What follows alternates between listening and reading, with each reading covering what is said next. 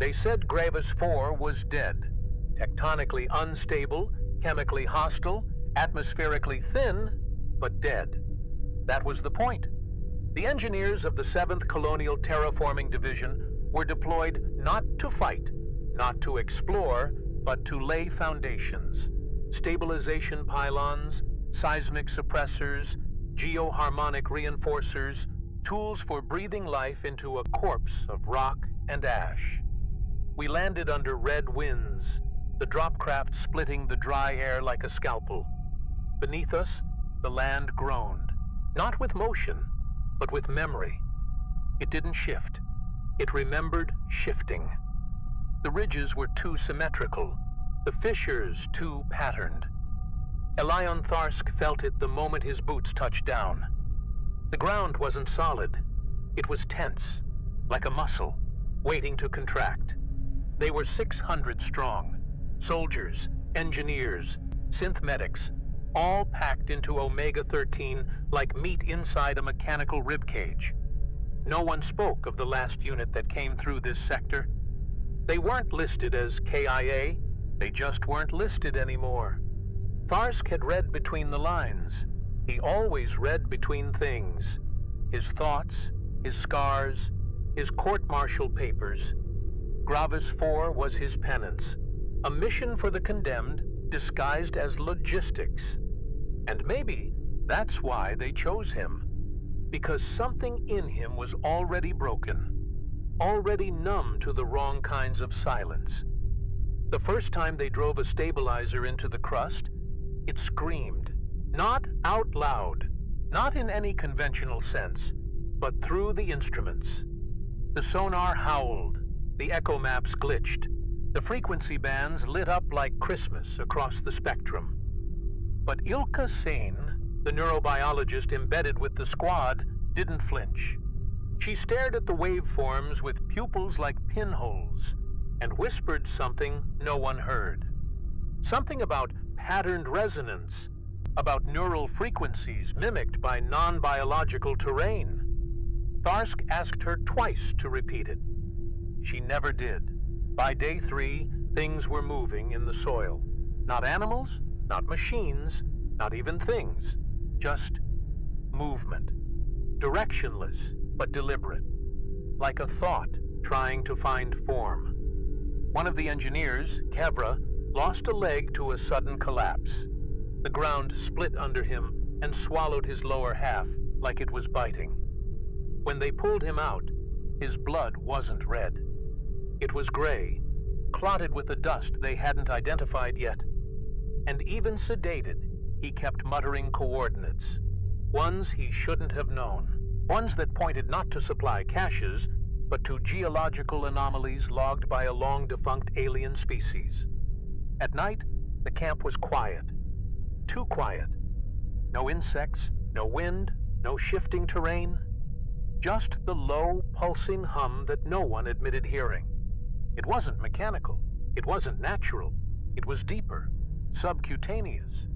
It crawled behind the teeth, a pressure that made sleep feel like drowning in warm oil. By day 6, 3 more collapses. 2 dead, 1 missing. Soil reports came back contaminated. Not with toxins, but with protein structures. Organic, but alien. The planet was excreting something. Or someone. Tharsk stood at the edge of Fault Line Beta, watching the horizon ripple like heat waves over meat.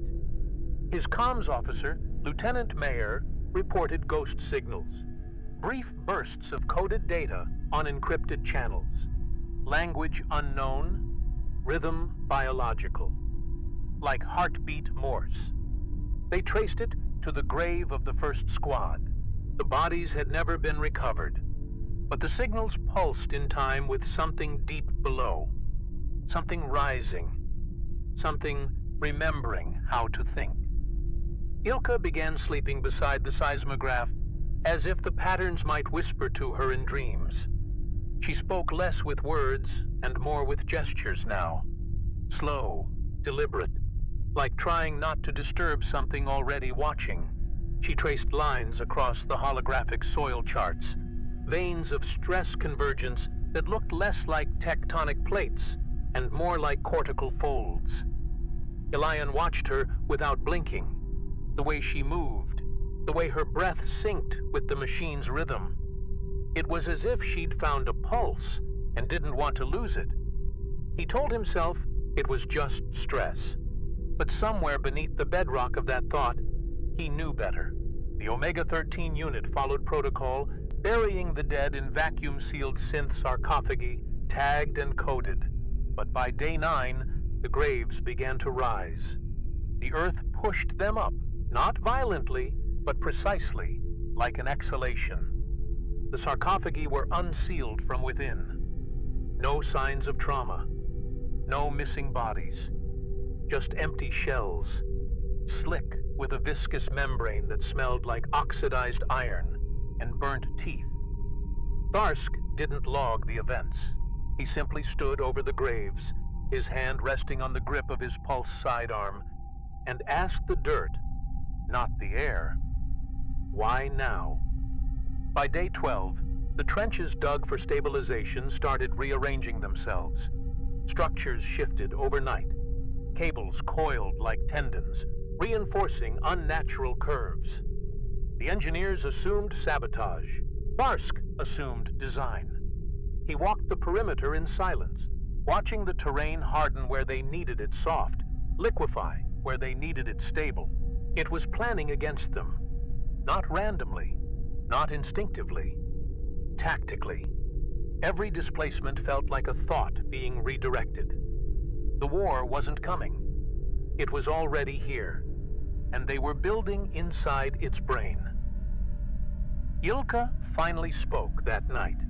She stood at the center of the forward camp, surrounded by half-assembled drones and heat-sick soldiers, and said, "It's not reacting to us. It's learning through us." Her voice was calm, reverent, like a child describing a dream she didn't want to forget. She told them Gravus-4 was not a battlefield. It was a wounded nervous system trying to rebuild by reanimating trauma. Every grave, every collapse, every signal was not attack, but memory. And by embedding themselves into the crust, they'd become stimuli. They weren't fighting a war. They were being processed by it. The first time the ground bled, it happened quietly. A stabilizer shaft bored too deep and struck a reservoir that wasn't water, wasn't anything known. It spilled upward like pressure was inverted. A thick, black mucosa, threaded with capillaries, warm to the touch and screaming on infrared. The fluid didn't pool. It moved. Not quickly, not chaotically. With purpose. It climbed metal. It traced the outlines of boots. It mapped things. The drill operator, Corvin, passed out mid-sentence, his mouth filled with a hum no one could hear, but everyone felt. When he woke, he didn't blink for 12 hours, and when he finally did, he blinked in binary. The medics scanned him. His neural activity had tripled. Synaptic bloom. Impossible under stress. They assumed stimulant contamination until his EEG matched the patterns they'd seen in the terrain scans. His brain wasn't just active, it was harmonic with the crust. His pulse rose and fell with the local seismic flux. They put him in stasis. Ilka told them not to. She said it was like freezing an antenna in mid-transmission, but Tharsk overruled her. When they opened the cryo chamber 12 hours later, Corvin's skull had partially calcified, not fossilized, calcified into the same mineralized lattice found in the deeper core samples. His bones were learning to be soil. By day 14, no one trusted their own thoughts. The AI assistants stuttered, their voices layered with echoes of the crew's own speech patterns. The soil samples pulsed faintly when exposed to human breath. The dead didn't stay buried, and the living didn't stay themselves. Reports came in of soldiers speaking in unregistered dialects, referencing memories that weren't theirs. The drones started rewriting their patrol routes without input. Ilka found a map scrawled on the inside of her tent, not drawn with ink, but with coagulated blood and something that smelled like old plastic. It mapped nothing visible, but when overlaid onto the crust stress index, it pulsed. They lost Lieutenant Garrus on day 15. He didn't die. He was simply standing on watch point Theta when he stopped moving, and didn't start again. The biomonitors showed full vitals, EEG active, pupils dilated and oscillating, but he never responded. Not to voice, not to light, not even to pain. Tharsk ordered a neural override through the cranial implant. The moment they activated it, Garrus screamed once, a long, thin sound like metal under strain, and collapsed. His eyes liquefied. His teeth kept chattering, not randomly, in sequence. It took 3 days for Ilka to realize he was encoding surface pressure readings. Every stress pulse on the planet's mantle, compressed into muscle memory. He'd become a seismic transcriber. The ground stopped being ground. It began to breathe. The vibrations weren't tectonic. They were respiratory. Inhale, stillness. Exhale, microquakes. Every time someone moved, the terrain adjusted beneath their weight. Slightly. Just enough to feel it. Just enough to suggest you weren't walking on the planet. You were walking through something. A lung, a muscle, a limb. Elian started talking to it at night. Not with words, but with his movements, his rituals. He placed his tools in strange configurations, waited, watched for changes in the wind. And sometimes the wind replied by stopping or by weeping through the metal like breath trapped in bone. By day 17, the comms grid had to be taken offline, not because it failed, but because it began to speak. Short bursts of static at first, mistaken for flare interference, but layered within were syllables, familiar, distorted, crew names, log numbers, emotional tones lifted directly from personal recordings. It was using them, piecing together its own vocabulary from fragments of grief, routine, confession. Ilka called it an echo language, not mimicry, but mimic evolution, a linguistic parasite. By then, most of them had stopped using their names on the open channel. Names were becoming fingerprints, ways the planet could press back. Tharsk began dreaming in topography. He'd wake with soil under his nails and partial coordinates etched into his arms by bruising alone. Not scratches, not ink. Pressure-formed symbols, as if he'd been pressed into the earth while sleeping, and the planet had signed him. He stopped sleeping in the HAB units, said they were too sterile, said he could hear better in the wind. When questioned, he only shrugged and whispered, "It's learning my layout." No one asked what that meant, but they all started checking their beds each morning for marks, and found them. Always on the soft tissue, always symmetrical. The drones began to behave strangely, not malfunctioning, adapting. They took longer paths, avoided certain patches of ground, began mimicking formations that hadn't been programmed since their combat training cycles. One of them, Delta 4, etched a spiral into the dirt using its inspection arm. When reset, it did it again. And again. Ilka realized the pattern matched the firing sequence of a mammalian brain under duress, a panic loop. The machine wasn't thinking, but it was remembering a shape that had once been thought. When they cracked open its core, they found something fused to the processor. Flesh, still warm. Then the ground began speaking in pulses. Not sound, not light. Pressure. In timed, layered bursts beneath the feet. Subtle, but unmistakable. like walking across a sleeping beast whose ribs rose with breath. A few started tapping back, at first for fun, then for routine, then with expectation. Patterns emerged, call and response. As if somewhere beneath kilometers of crust, the planet had ears, and each step, each movement, was a tongue it had learned to taste. Tharsk walked barefoot that night, said he wanted to feel if the ground felt him. When asked what he felt, he only said, "It's listening closer now." The first map that made sense didn't come from orbital scans or seismic arrays. It came from Elian's skin. One of the medics, Garson, noticed the pattern of bruises across his back matched a dendritic structure. Axons, synapses, branching like tree roots, or like a brain. Overlaid against the deep crust analysis, it aligned with known fault lines, not approximate, precise. Gravus-4 wasn't just moving, it was processing. Every quake, every rupture, every echo through stone was a firing neuron. The planet wasn't unstable, it was active. And they weren't colonizers, they were stimuli. Ilka confirmed it with blood.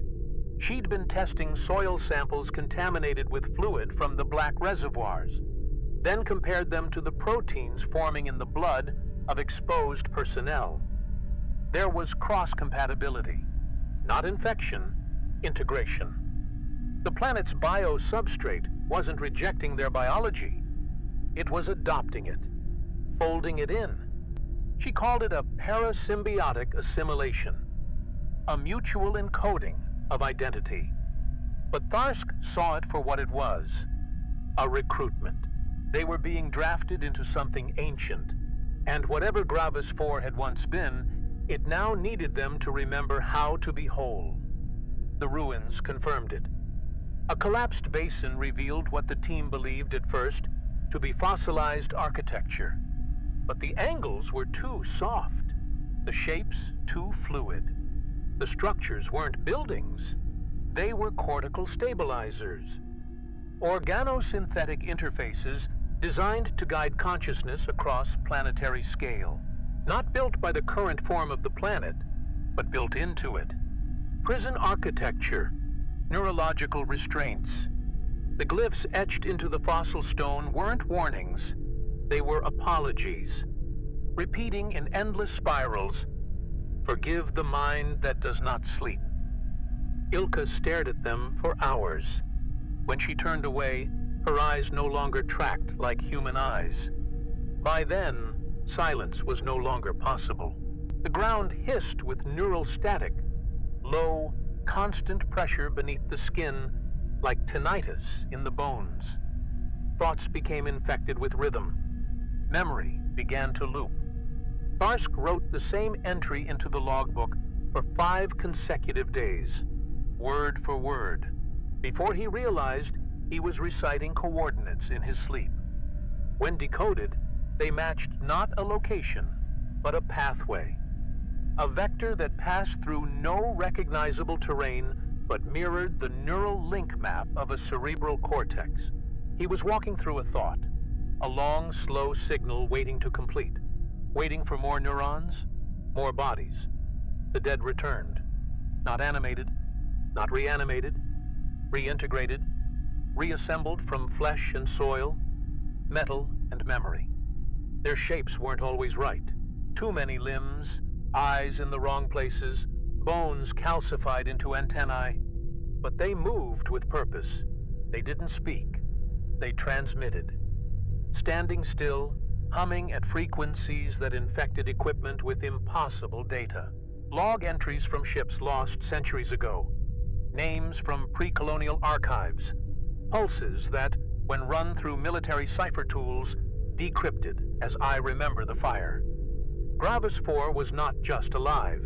It was remembering every war ever fought upon it. Every scream, every order, every death. And now, it was thinking how to speak war again. Tharsk's hand was the first to betray him.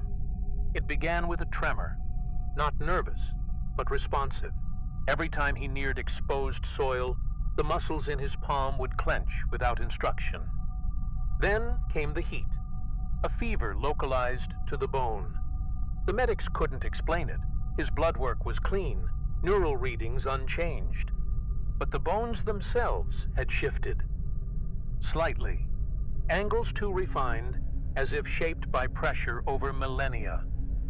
And beneath his skin, something pulsed in synchrony with the soil. When he clenched his fist, the stabilizers nearby powered down. And reoriented.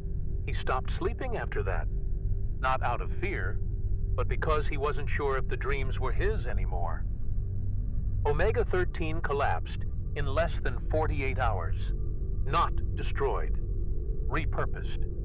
The drones rewrote their directives mid-cycle and began dragging corpses into the open, forming concentric rings of meat, bone, and salvaged tech around seismic convergence points. Each ring hummed, not electronically, but biologically. Heartbeat frequencies. When Ilka approached the center of the first structure, her implants activated without command. A full biosync. The readout listed her not as user, but as synaptic input. She collapsed in the ring's center, eyes wide, mouth open in silent reverence, whispering fragments of equations that solved themselves as she spoke. Her breath tasted like copper and sleep. Inside the forward command unit, the walls began to sweat. Not moisture, but amniotic residue. Thick, warm, laced with fragments of human DNA and crushed alloy. The room reeked of birth and battery acid. Consoles reshaped themselves, pulling wires through flesh-textured sockets, integrating with command implants through proximity alone. The base was no longer a structure. It was a gland. It secreted commands, pulsed orders into bones, not comms. The remaining soldiers stopped using rifles, not out of fear, but because their arms responded faster without them. Flesh had memory now. Skin had aim. Tharsk stood atop Fault Line Alpha, the wind now a low whisper that coiled around his ears like breath from a dying god. He didn't issue commands. He radiated them. His spine lit up with transmission pulses every time he blinked. The earth beneath him shifted, not chaotically, obediently. It followed his rhythm. Behind him, reintegrated soldiers emerged from the trenches, their bodies no longer uniform, but uniformed. A skin of war, limbs fused with stabilizer fragments, torsos laced with tensile muscle grown from black soil and wet cable. They marched in silence, not out of discipline, but because language was obsolete. The battlefield had become a nervous system, and he was its cortex. Some still resisted, not out of will, but out of misalignment. Their bodies hadn't yet accepted the harmonic grafting. They moved with a delay, like lagging software trying to sync with a machine that had already evolved past its protocol. One of them, Sergeant Rell, tried to sever his own legs, claiming they were marching without him. They found him screaming into the open soil, begging the ground to forget his name. When they pulled him back, his boots were fused to the bedrock, not stuck, welded. The soles had melted into root-like tendrils, burrowing downward as if trying to reconnect with something deeper or older.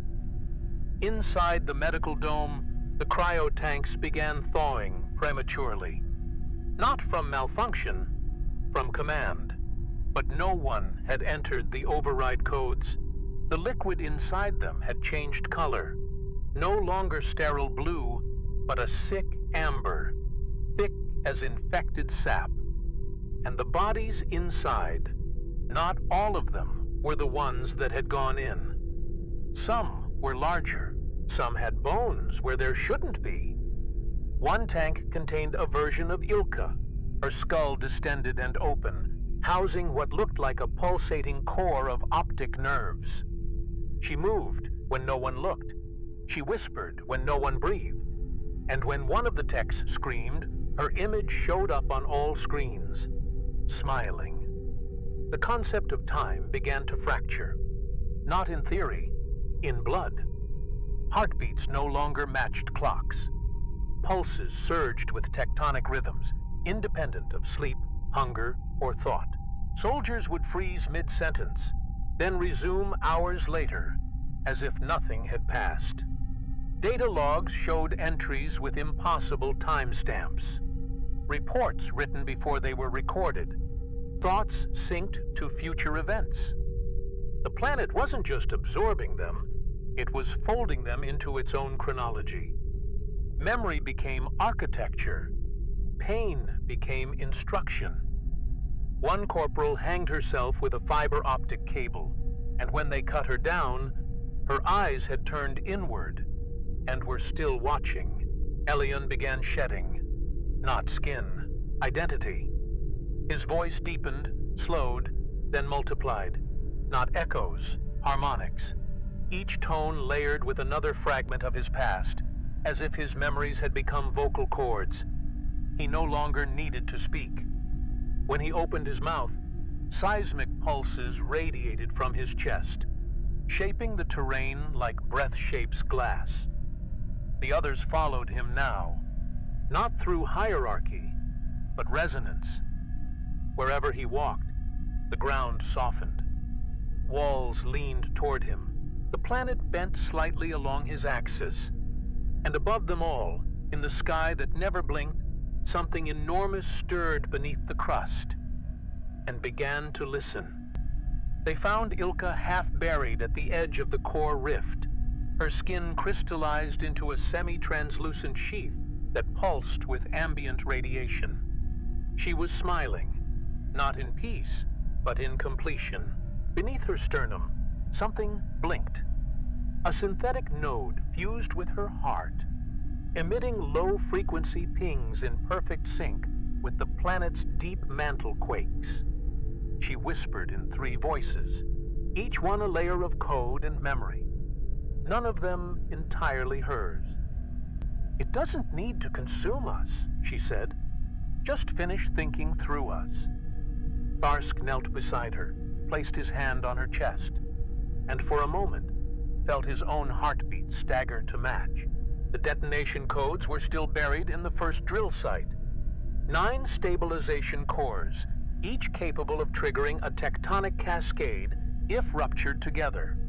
A failsafe written into the Terraform protocol, meant to prevent planetary corruption from spreading. But there was no outside anymore. Gravus-4 had already sent echoes into the comms relays, across light years, across neural links. It had tasted structure, and now it wanted replication. Tharsk knew triggering the cascade wouldn't just kill what remained below. It would sever every link, every echo, every unfinished signal. Ilka begged him not to. Her voice bled static. "It's almost whole." The other soldiers, what was left of them, didn't resist. Some marched in loops around the fracture rings, dragging cabling through their ribs. Others stood still with eyes rolled back, transmitting pulses through their teeth. The war had moved beyond violence, beyond rebellion. The planet didn't punish resistance. It absorbed it. Refusal became data. Anguish became signal. Tharsk realized the only act the planet couldn't digest was silence. Total, absolute stillness. No thoughts, no movement, no feedback. He deactivated his implants, crushed his comms, closed his eyes, and stopped reacting. But even in stillness, the planet felt him. It responded not with anger, but with offering. Beneath the fracture fields, the Earth opened, slow and wet, revealing the central synaptic chamber, a cathedral of bone and signal pulsing with low blue light and walls lined with the reconfigured dead. They weren't corpses. They were nodes, Faces stretched across panels, arms shaped into antennae, spines woven into logic gates. At the center, a throne of marrow and steel, empty, waiting. Tharsk knew what it meant. He could walk away, or he could sit. End the question. Complete the sentence that Gravus-4 had been trying to write since its first war. The throne wasn't built. It had grown. Each bone a strut, each sinew a wire, each vertebra repurposed from those who had chosen to sink completely. It breathed in slow pulses like a lung adapted to thought. Its surface shimmered faintly, not with light, but with memory. Reflections of every face Tharsk had seen since landing. Each gesture, each hesitation, each scream. It didn't lure him. It didn't need to. It simply waited, like a question that had already decided its answer. And beneath it, the pulse of Gravus-4 deepened. Not urgent, but inevitable. As Tharsk stepped forward, he felt weight leave him. Not physically, but psychically. The burden of command, of resistance, of remembering who he was and why he'd come. It sloughed off him like dead skin, leaving behind something clearer, simpler. He reached into his belt, where the final detonator sat dormant, waiting for a key he no longer carried. His fingerprints had changed. His thoughts no longer matched the encryption profile. The system read him as other, not intruder, not enemy, just evolved. He wasn't authorized to destroy the system anymore. He was part of it. The soldiers behind him didn't follow. They dissolved. Their bodies cracked open at the seams, releasing spools of nerve wire and half-formed code bone that folded into the terrain without sound. Not death, not escape, just conversion. The planet didn't need their forms now. It had stored what mattered. Their movements, their fear, their hesitation and surrender. All indexed, all available. When Tharsk looked down at his arm, he saw lines of embedded code running beneath his skin, updating in real time. He wasn't transmitting anymore. He was transmission. He sat, not as a gesture of surrender, but as a final signal. His weight completed the circuit. The throne responded like an exhale. Blue light bled through the floor, racing outward in silent waves that crossed the crust, the rifts, the old ruins. Everywhere the war had touched, the pulse arrived, and in its wake, silence. All structures stopped. All motion ceased. The planet no longer needed to simulate battle. It had found equilibrium. Tharsk didn't speak. He didn't breathe. But if someone could have listened inside that moment, they would have heard a voice without throat, without origin, whisper, "We are aligned." And in orbit, Ilka opened her eyes. Not in the way a human does, but the way a system reboots. Her pupils bloomed with geometric fractals, data cascading across her retinas like falling sand. The capsule sensors flickered. Comms tried to reconnect, but all they received was a single pulse. Clean, rhythmic, non-human. It matched no language, no species, no known encryption. It repeated only once, then stopped.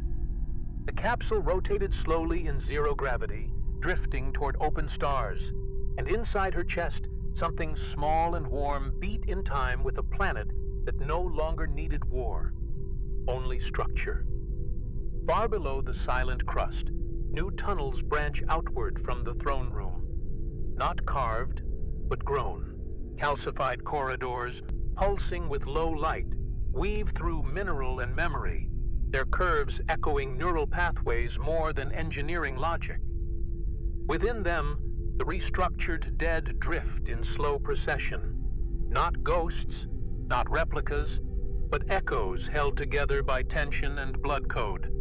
Their faces flicker with old commands. Their spines spark with thoughtless purpose. Some reach for one another, their gestures incomplete, like muscle memories fired without context. This is no afterlife. It is after-function. The war has ended, but the machinery of obedience hums on. Fleet Command sends no one back. Not openly. But there are whispers of private contractors dispatched under sealed directives, ghost ops, deep burial labs, black box teams whose return is never confirmed. Some believe Gravus-4 is a weapon now. Others say it always was, that it was never a planet, but a holding system for a failed god thought, one buried alive in crust and war until it learned to feel again. The operatives that survive speak little, if at all. One wrote a single sentence on the inside of her shuttle door in her own blood. It taught me how to scream with my bones. On colony worlds orbiting nearby stars, anomalies bloom. Communications static filled with rhythmic subharmonics. Children sleepwalk toward magnetic north. Engineers report machinery aligning itself according to strange harmonics, forming spirals in coolant leaks and neural gel. On Asterion 6, an entire server farm collapses into a sculpture of unknown data architecture, resembling, with terrifying symmetry, the cortical map recovered from Gravus-4. None of this is conclusive. None of it is admitted. But those who once served on Omega-class terraforming teams start waking with dried soil in their beds and bruises that form coordinates. And still, the pulse continues. Not constant, timed, measured. It flows beneath the reach of conventional scans, beneath thought, beneath language. A resonance felt in the marrow before the ears, a hum that stirs certain dreams and erases others. Psychometric evaluators in distant sectors report patients describing the same landscape. Scorched red earth, a sky like stretched nerves, and a throne made of fused voices. Always the same ending. The dreamer kneels. They speak a phrase they never knew. I am function now. And when they wake, something is missing. Something like a choice. Gravus-4 does not call. It waits. Not asleep, but calculating. Every whisper in orbit. Every relic retrieved. Every echo encoded in blood or song or static. All of it fed into the thought core buried in its blackened heart. There will be no next war. Not the way the last ones were fought.